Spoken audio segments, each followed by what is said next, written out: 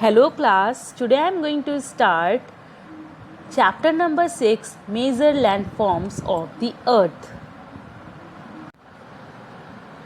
Before starting this chapter, you must have to know that there are three major landforms. The first one is mountains, then plains and the plateaus. Let's start. What are landforms? The physical features on the outer layer of the earth that take their actual shape naturally through various processes such as weathering, sinking, soil erosion, elevation, water, etc.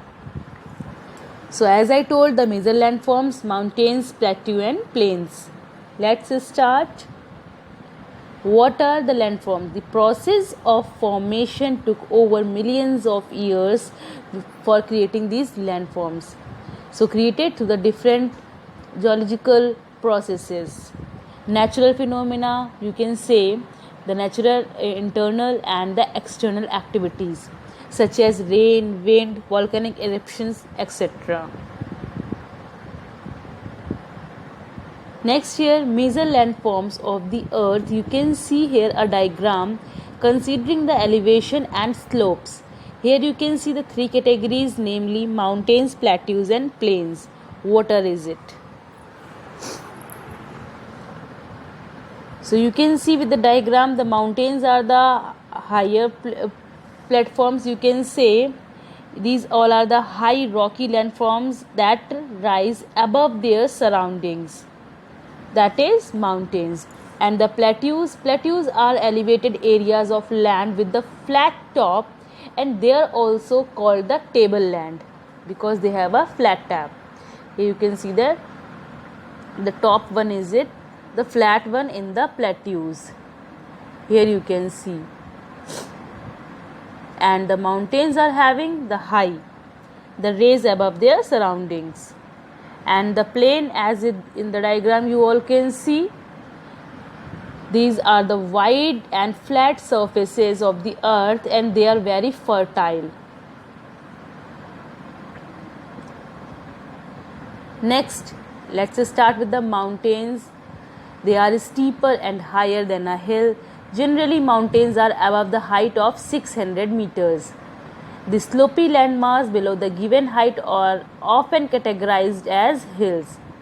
As we go higher up the mountains, atmospheric pressure tends to increase, making the temperature down.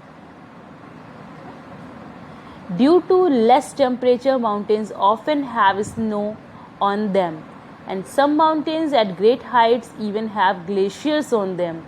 The beautiful mountains in a line together are called range. Popular types of mountains, here you can see fold mountains, block mountains and volcanic mountains. The first one here, the fold mountains. Whenever the collision of tectonic plates take place and the edges of these plates fold mountains are created. Here you can see in the diagram the oceanic crust, here the ocean crust and the continental crust, both are here. Next is block mountains. Whenever the large areas break and get displaced vertically, it results in the formation of block mountains. Here you can see in the diagram.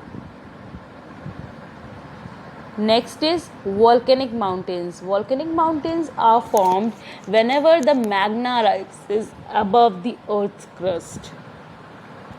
And how they are created?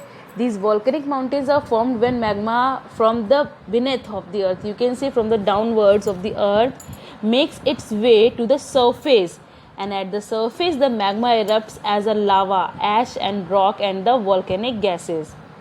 An enormous amount of lava builds up around the volcanic vent, forming a mountain. So many of the world's largest mountains are volcanic in origin, such as Mount Fuji in Japan, Mount Rainier in US, Mount St. Helens and North America, Mount Pinatubo in the Philippines and Mount Kea and the Mount Loa in Hawaii. So these all are the volcanic mountains. Next is glaciers. What are the glaciers? So a glacier is nothing but a huge mass of a chunk of ice that moves slowly over land, often called rivers of ice.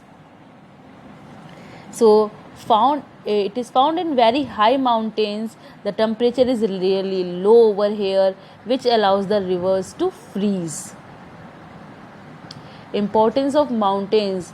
Let's know why the mountains are important for us. So here it is a storehouse of water. This one is the first and the main important. And water from the mountains is also used for irrigation and generation of hydroelectricity. The river valleys and terraces are ideal for the cultivation of crops. Mountains have a rich variety of flora and fauna.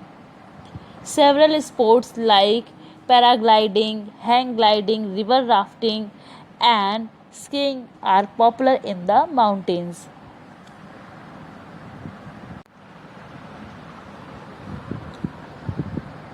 Next here the plateaus.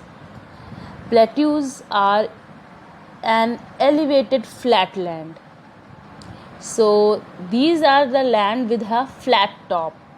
The Deccan Plateau in India is the one of the oldest plateau, and here you can see they could be a few hundred or a few thousand meters above the sea level, and also they have at least one steep side. They are different from mountains because they do not have a peak. Valleys from when river water cuts through the plateau. Many of the world's high plateaus are deserts. And plateaus are found on every continent, and they cover about 45% of the earth's surface. They can be classified here, you can see, in four types. The first one is intermountain plateaus, second is Piedmont plateau, third is continental plateau, and the fourth one is volcanic plateaus. And let's know some more about the intermountain plateaus. These types of plateaus are surrounded by hills or mountains. You can say before the importance, let's know about them also. So from all the sites, they are formed along with fold mountains. And Tibetan plateau, which is the highest plateau on the earth, is an intermountain plateau. Next is Piedmont plateau. These lie between a mountain range on the side and a low-lying land or ocean on the other side. Appalachian Mountains of the USA fall is in this category. Next is Continental Plateau. These are very broad plateaus rising abruptly from oceanic coast or plains. They are formed away from the mountains and are also called shield. For example, you can see the Siberian Shield, which is bordered on all the sides by the plains or sea. It is a continental plateau. And the last one is volcanic plateau. These are layered plateaus which are built up over millions of years by lava repeatedly pouring forth through the fissures or along narrow cracks in the ground. The Deccan of India and the Columbia Plateau of the United States are examples of these volcanic plateaus. And plateaus are continuously carved by erosion through the action of the wind and water. And some plateaus exist at great heights that their typical weather is harsh and living conditions are bleak. Others at much lower heights offer more positive conditions for living. So the importance of plateaus, the first thing is that is storehouse of mineral. Chota Nagpur Plateau famous for coal, iron and manganese deposit. Second is source of several waterfalls. In India, Hodru waterfalls in Chota Nagpur Plateau on the river Subarnekha and the Jog Falls in Karnataka. Lava plateau means what they are providing black soil suitable for cultivation, and plateaus have many scenic spots which greatly attract tourists.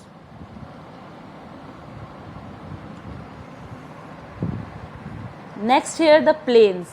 Plains are large stretches of flat land Most of the plains are formed by rivers and their tributaries. In India, the Indo-Gangetic plains are the most densely populated region of the country.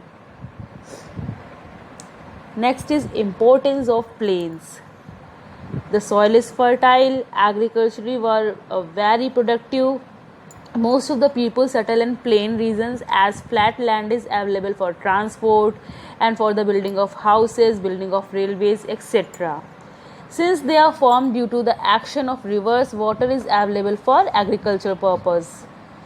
And in India, the Indo-Gangetic plains are thickly populated.